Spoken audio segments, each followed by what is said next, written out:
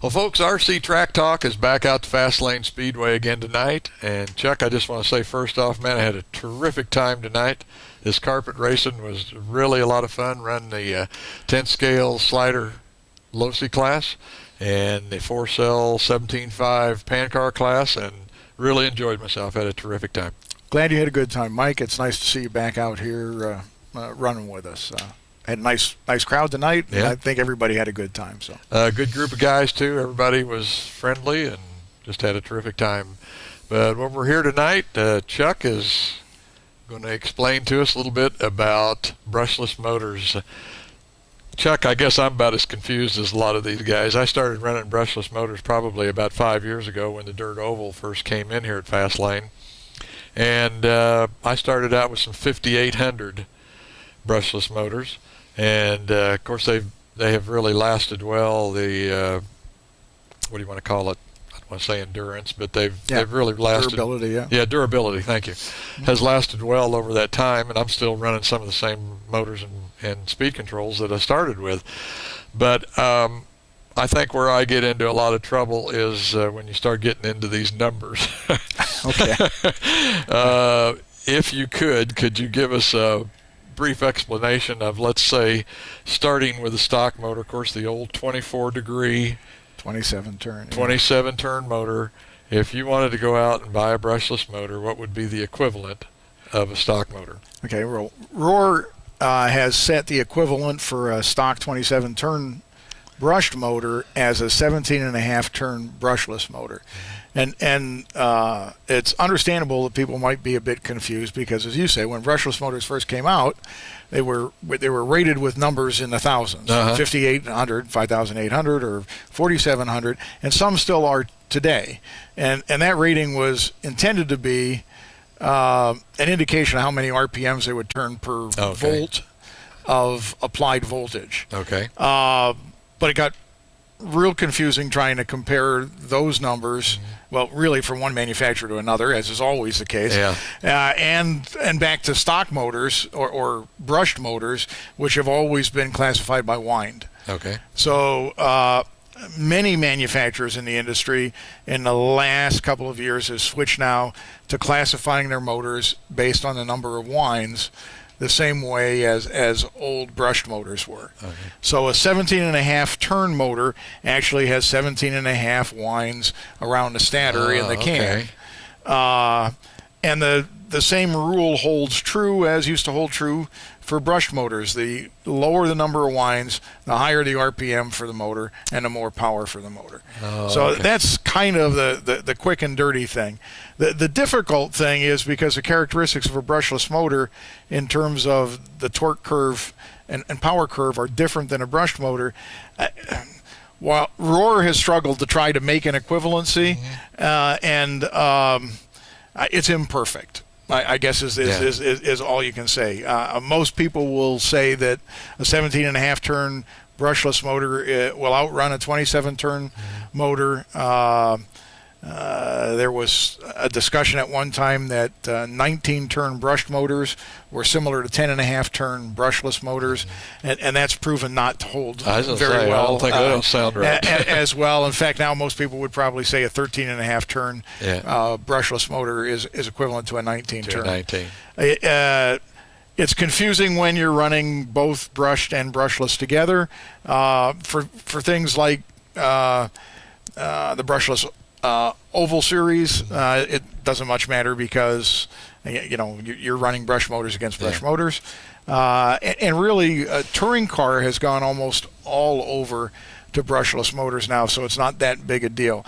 On the off-road track, though, we still got a lot of guys running brushed motors, and there's discussions almost every week here about whether it's fair to mix them together or not. So, well, one of the things that appears to me about talking about stock motors, that's my cell phone, but I'm going to ignore it, is that with the old stock motors, you had bushings instead of bearings. Right. And in comparison to driving the two, it, to me, was, especially in the dirt oval, was with the brush motors, when you went into the corner, it seemed like there was a lot more drag.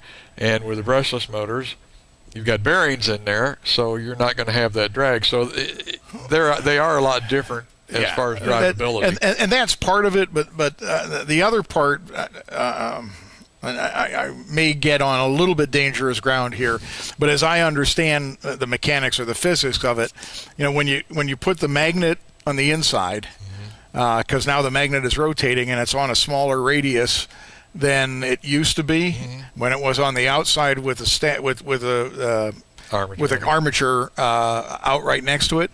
You kind of, for the same amount of power, you really get less magnetic force.